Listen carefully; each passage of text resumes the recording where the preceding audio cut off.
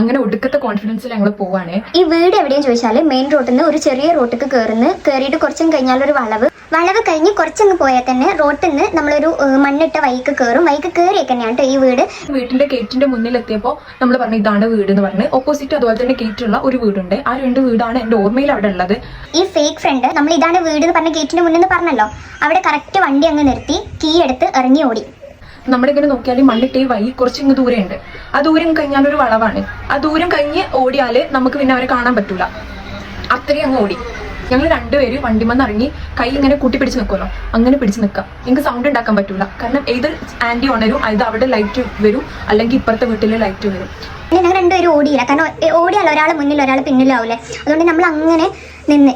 ഞങ്ങളുടെ അപ്പത്തെ അവസ്ഥ ഒന്ന് ആലോചിക്കണേ. ഒന്നിക്ക് പ്രേതം പിടിക്കും. ഇനി പ്രേതം പിടിച്ചിട്ടില്ലെന്നുണ്ടെങ്കിൽ ഞങ്ങൾ ഒന്ന് സൗണ്ട് വെച്ചാൽ അവിടെ ലൈറ്റ് വീഴുന്ന ആന്റി പിടിക്കുന്നത്. ആന്റിനേക്കാൾ പ്രേതം പിടിക്കുന്ന നല്ലത്. നമ്മൾ സൗണ്ട് ഉണ്ടാക്കാണ്ട് ഇങ്ങനെ നിന്ന് കൈയും വരച്ചിട്ടുണ്ട്. ഓളിങ്ങനെ മെല്ലെ ശബ എടുക്കുന്നു. ഞാൻ ഇങ്ങനെ രേണ അനങ്ങല്ലേ ഓടല്ലേ, ഇവിടെ തന്നെ നിൽക്കുക, കുറച്ച് കഴിഞ്ഞാൽ വന്നോളും അങ്ങനെ ഇങ്ങനെ നിൽക്കുന്നതാണ്. നിലാവിന്റെ വെളിച്ചത്തിൽ നമുക്ക് ആ വീടും ഓപ്പോസിറ്റിലെ വീടും ശരിക്കും കാണുന്നുണ്ട്. നമ്മളിങ്ങനെ അപ്സ്റ്റെയർക്ക് ഇങ്ങനെ നോക്കി നിൽക്കുക. നമ്മളൊന്നും കാണുന്നതാക്കുന്നൊന്നുമില്ല. പക്ഷെ പേടിച്ചെന്ന് പറഞ്ഞാല് ആ ടൈമിലെ പേടി എനിക്ക് എങ്ങനെ വെർബലായിട്ട് നിങ്ങൾക്ക് പറഞ്ഞു തരേണ്ടതെന്ന് അറിയില്ല. രണ്ടാളെയും കൈ ഇങ്ങനെ പിടിച്ചിട്ടുള്ളതാണല്ലോ. കൈ ഇങ്ങനെ രണ്ടാളെയും അവളുടെ കൈ വറക്കുന്ന എനിക്ക് നല്ലോണം അറിയാൻ പറ്റുന്നുണ്ട്. എന്റെ കൈ കടന്ന് വറക്കുന്ന. അങ്ങനെ ഒരു 8-10 മിനിറ്റ് ആയപ്പോൾ ഈ ഫ്രണ്ട് വന്നിട്ട് വണ്ടി എടുത്ത് നമ്മൾ കയറിയിട്ട് പോകുന്നത്. അപ്പൊ വിചാരിക്കുന്നത് നേരെ റൂമൊക്കെ പോകുന്നതാണ്.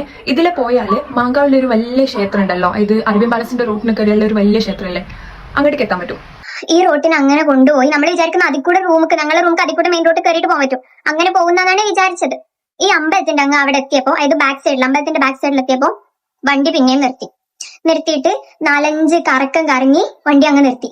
അമ്പലത്തിന്റെ ബാക്ക് സൈഡിൽ നിന്ന് ആരും ഇങ്ങ് വന്ന്, ലൈക്ക് അവിടെയുള്ള മനുഷ്യന്മാരുണ്ടാവുമല്ലോ, അവരിങ്ങ് വന്ന് അതങ്ങ് കണ്ടതും പിന്നെ കൂക്കി ആർത്ത് ആകെ സൗണ്ട് ഉണ്ടാക്കി. പോന്ന് പറഞ്ഞിട്ട് കുറെ ചൂടായി എന്തിനാ ഇങ്ങനെ ചെയ്യുന്നതെന്നല്ല ചോദിച്ച് ആകെ ആർക്കുന്നാണ്. ആർത്തിട്ട് വണ്ടി എടുത്ത് അങ്ങനെ റൂമിലിറക്കി തന്ന ഹാളിൽ ഒരു സോഫയുണ്ട്. എന്നും അവിടെ ആരെങ്കിലും ഒരാൾ കിടക്കലുണ്ട്. അന്ന് ഭാഗത്തിന് ആരും കിടന്നിട്ടില്ല. അമ്മ രണ്ടാളും അവിടെ ഇരുന്ന് ഞാനങ്ങ് കരയാൻ തുടങ്ങി. കാരണം അമ്പലത്തിന് മുന്നിൽ നിന്ന് ഞാനിങ്ങ് ഞെട്ടിച്ചടിക്കുന്ന. അപ്പൊ നോക്കുമ്പോഴാണെങ്കിൽ ആകെ ഗൂസ് ബംസ്, 2 കൈയും ആകെ അങ്ങനെ നിൽക്കുന്നുണ്ടാവില്ലേ.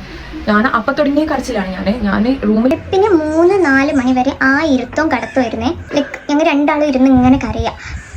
അതിനുശേഷം നമുക്ക് പിറ്റേ ദിവസം ക്ലാസ് ഉണ്ട്. വി ഹാവ് ടു കുറച്ചെങ്കിലും ഉറങ്ങല്. അപ്പൊ നമ്മള് എന്താക്കി, അവിടുന്ന് എണീച്ച് പോയിട്ടുണ്ട്. ഹാളിൽ ലൈറ്റ് ഇട്ടിനാണ്ട് റൂമിൽ കിടന്ന് കണ്ണിന് ടീയേഴ്സ് നിൽക്കുന്നേ ഇല്ല. ഇവിടുന്ന് ഞാൻ ഇങ്ങനെ ആക്കുന്നുണ്ട്. അപ്പോഴാണ് ഇതൊന്നും നിൽക്കുന്നില്ല എന്ന് മനസ്സിലാവുന്നത്. അതായത് ഞാൻ ഇന്റൻഷ്യലി കരയുന്നതല്ല.